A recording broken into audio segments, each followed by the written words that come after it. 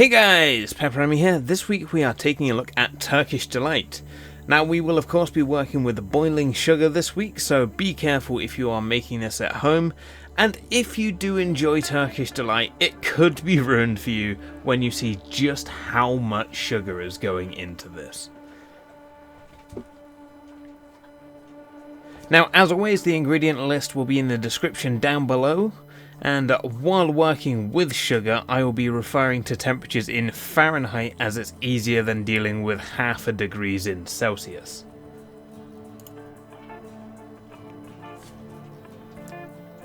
To start, place a candy thermometer on a saucepan and combine 4 cups or 800 grams, yes that is right, 800 grams of sugar with 1.5 cups or 350 ml of water in the saucepan and bring to the soft ball stage. Now the soft ball stage is the temperature range of cooking sugar syrups. This happens anywhere between 235 and 245 degrees Fahrenheit. So we're going to middle ground it and call it 240 degrees Fahrenheit.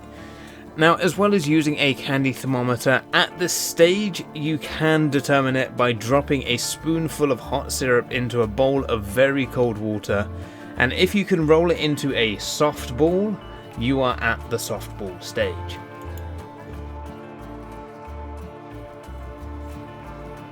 Now while the sugar is coming up to temperature, combine 2 3/4 cups or 650 ml of water in a second saucepan, preferably a bigger one, and then combine 3 tablespoons of lemon juice, 1 1/4 cup or 160 grams of cornstarch, and 1 teaspoon of cream of tartar.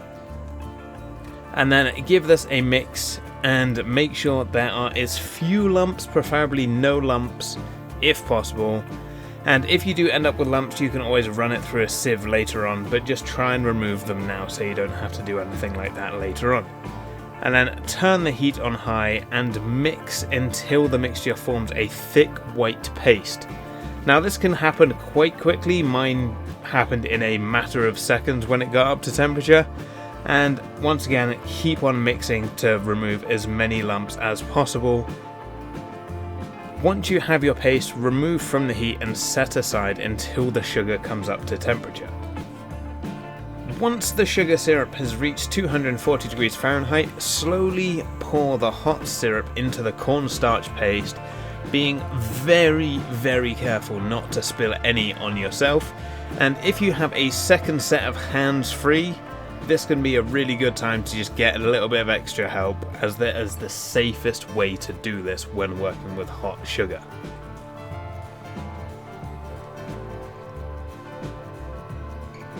Once the syrup is fully mixed into the paste,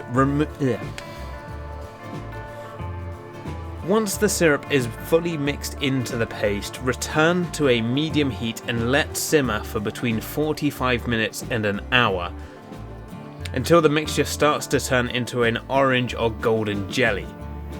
Now while you're waiting for the mixture, prepare a dish large enough to hold all of your mixture by lining it with some aluminium foil and making sure to keep stirring your mixture so it doesn't catch on the bottom.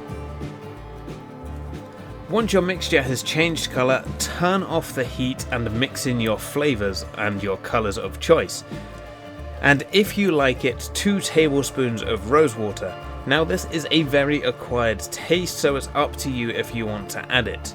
But I also went for red food colouring and raspberry, as that is the flavour of Turkish Delight I am most used to. But of course you can try any flavour and colour combinations you think might work. Now optionally, you can add in some pistachio nuts. You can either sprinkle them into the delight once it's in the tray, or you can pour it in now just for an easier time. And then simply pour your mixture into the prepared dish and let it cool before placing it in the fridge for a few hours. Now I left mine overnight just to make sure it was nice and firm for the morning. Once firm, place 1 cup of powdered sugar or a 50-50 mix of cornstarch and powdered sugar in a bowl and lightly dust a chopping surface and a sharp knife. Then turn out your delight onto the prepared surface, peel off the foil and dust the top with some more of the sugar mixture. And then simply cut into small squares and then add to the bowl, giving it a good coating on all sides.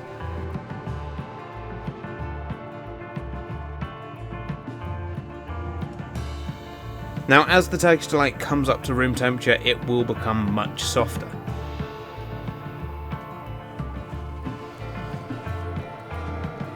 Now, if you want to store this in a box, line a box with wax paper and sprinkle over a little of the remaining sugar and place a layer of the delight on the paper.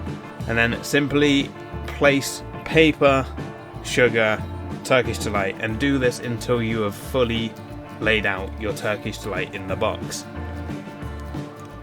Now, the reason why we want to use the paper is to make sure the Turkish Delights do not stick to each other. That is why we are doing it in 1 layer at a time. And if this is an airtight container, these will keep for 4 weeks at room temperature.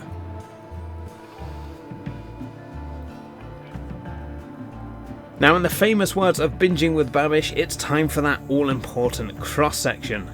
I was really hoping to get a piece with a pistachio nut in it, but sadly I missed the nut.